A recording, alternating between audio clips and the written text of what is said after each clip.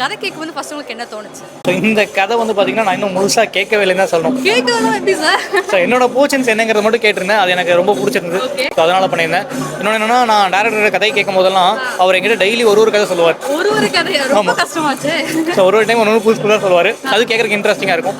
So இதில் work பண்ணுற experience அப்படின்னு பார்த்தீங்கன்னா, என் கூட ஒர்க் பண்ண எல்லாருமே சீனியர் ஆர்டிஸ்ட் நிறைய பேர் ஒர்க் பண்ணியிருந்தாங்க. ஸோ இது என்னோட ஃபஸ்ட்டு மூவி. ஸோ பட் என்னதான் சீனியர் தான் இருந்தாலும் கம்ஃபர்ட் கொடுத்து நடிக்கிறதுக்கான அந்த ஸ்க்ரீன் ஸ்பேஸ் கொடுத்து பண்ணியிருந்தாங்க. ஸோ அது எனக்கு புதுசாக ரொம்ப ஜாலியாக இருந்ததுன்னு சொல்லலாம். ஓகே, உங்களுக்கு இந்த ஷூட்டிங் ஸ்பாட் அந்த ஒரு மெமரபிள் அது பெஸ்ட் மூமெண்ட் நீங்கள் என்னன்னு சொல்வீங்க? இந்த மூமெண்ட் நான் மறக்க மாட்டேப்பா, ரொம்ப கஷ்டமாகவும் இருந்துச்சு, ரொம்ப ஜாலியாகவும் இருந்துச்சு, அந்த மாதிரி எங்களுக்காக தான். ஃபர்ஸ்ட் நாள் ஷூட்டிங்க்கு நான் வந்திருக்கும் போது, ஸோ ஃபர்ஸ்ட் டே ஷூட்டிங் வரும்போது எங்கிட்ட அவங்க ஸ்கிரிப்ட் கொடுத்துருந்தாங்க, இதான் நமக்கு எடுக்க போகிறோம். ஸோ அதை நம்ம ப்ரிப்பேர்டாக வந்துட்டோம். பட் நாங்கள் வந்ததுக்கப்புறம் மாண்டேஜ் சீன் எடுக்கிறதுக்காக இது ஒரு ஹாரர் ஃபிலிம். ஸோ அதனால் இந்த ஓடுறது அந்த மாதிரிலாம் வச்சுருந்தாங்க. ஸோ ஃபர்ஸ்ட் நாள் வந்து அது வந்து மறக்கவே முடியாது. அது இந்த மாதிரி ஒரு ஃப்ளோரில் ஷூ போட்டு ஓடணும் போது அது ஒரு மாதிரி ஆர்டிஸ்ட் கூட பண்ணது வந்து எனக்கு ரொம்ப சீன்ஸ் வந்து கம்மி தான். ஏன்னா மேக்ஸிமம் சீன்ஸ் வந்து எனக்கு ரச்சிதா அவங்க கூட தான் இருந்தது. ஸோ நிறையா பேர் கூட சேர்ந்து நான் நடிக்கலை.